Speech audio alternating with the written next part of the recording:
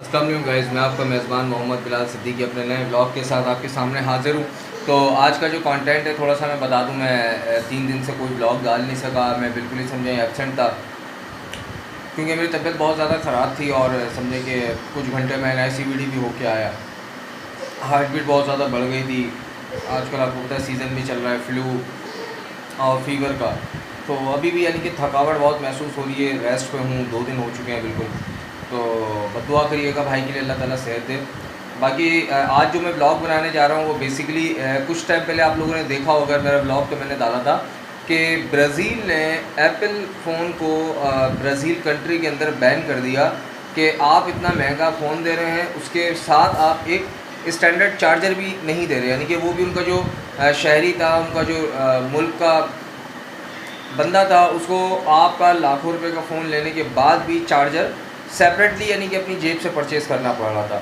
तो उसके ऊपर जो ब्राज़ील की गवर्नमेंट थी उन्होंने सोचा कि यार ये तो हमारी आवाम के ख़िलाफ़, यानी कि उसके राइट्स के अगेंस्ट है, और यानी कि इतना महंगा फ़ोन ले और उसके बाद वो फिर चार्जर भी अपनी तरफ से खुद परचेज़ करे। तो उन्होंने क्या करा, एप्पल को ही बैन कर दिया।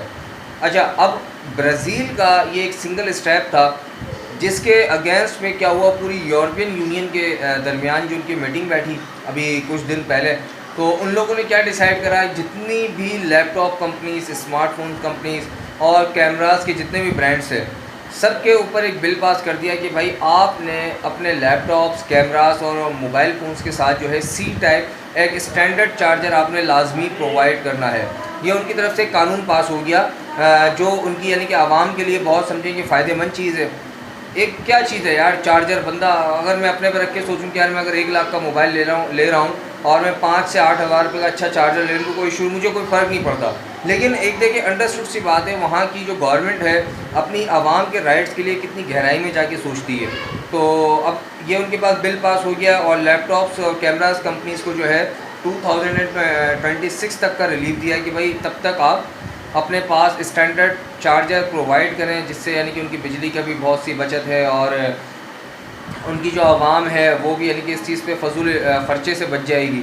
क्योंकि आपको पता है, मैं आपको एक चीज़ बताऊं कि बाहर के जो लोग हैं ना फजूल ख़र्चे को बड़ा इग्नोर करते हैं। ये हमारे पास एशिया में स्पेशली इंडिया, पाकिस्तान, अफ़गानिस्तान, बांग्लादेश भी हम कह सकते हैं कि वहाँ पे फजूल ख़र्चे की बड़ी वो है, लेकिन वो लोग बड़ा इस चीज़ को मैटर करता है वहाँ पे ना कि फ़जूल ख़र्चा ना आप करें।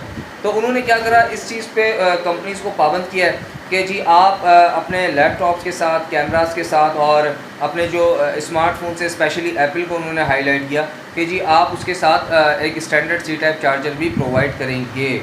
अच्छा, इससे जो सबसे बड़ा बेनिफिट है, जो उनके मिनिस्टर, जो उनका हेड था वहाँ का, उसने बताया है, वो मैं थोड़ा सा आपको डिटेल दिखाऊं।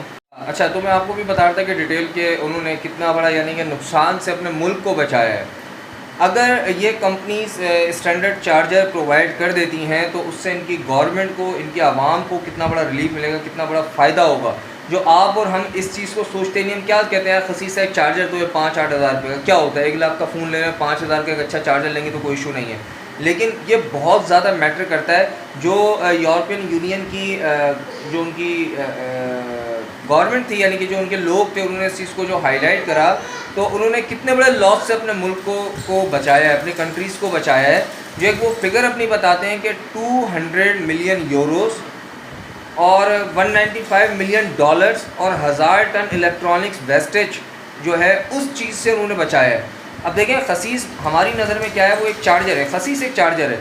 लेकिन आप उनकी सोच को देखें, जब उन्होंने उस चीज़ को कंपेयर करा, यानी कि उनके पास तो एक अकाउंटेबिलिटी है ना। ये तो हमारे पास कोई अकाउंटेबिलिटी नहीं है, कहाँ से आया, कितना कमाया, कहाँ उड़ाया, हमारे पास कोई अकाउंटेबिलिटी नहीं है। लेकिन उनके पास अकाउंटेबिलिटी थी, जिसके तहत उन्होंने ये एक निचोड़ निकाला कि यार अगर हम इस तरीके से कंपनीज़ को पाबंद कर देते हैं तो हम अपने मुल्कों का 200 मिलियन यूरो, और ये कि यूरोस के अंदर कह सकते हैं, और डॉलर्स के अंदर हम कहें तो 195 मिलियन डॉलर्स का नुकसान होने से बचा सकते हैं। उसके अलावा जो वेस्ट हो रहा है इलेक्ट्रॉनिक आइटम का, कोई 1000 टन के वेस्टेज से भी वो बचा सकते हैं।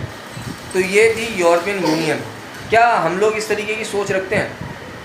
हम लोग तो इसके करीब करीब भी नहीं पहुँचते भाई। यहाँ पे तो गवर्नमेंट को कोई फ़र्क ही नहीं पड़ता, कद्दू हम क्या कर क्या रहे हैं, बस का आता जाए जाता जाए, किसी को कोई फ़र्क नहीं पड़ता। इंसान कमा रहा है, कमाते कमाते भूला हो जाता है, मर जाता है। खैर, बेसिकली ये एक छोटा सा पॉइंट था जो मैंने आप लोगों से डिस्कस करना था। अगर भाई की वीडियो अच्छी लगी हो तो लाइक कमेंट करके लाजमी बताइएगा और भाई के चैनल को सब्सक्राइब करिएगा। Thank you.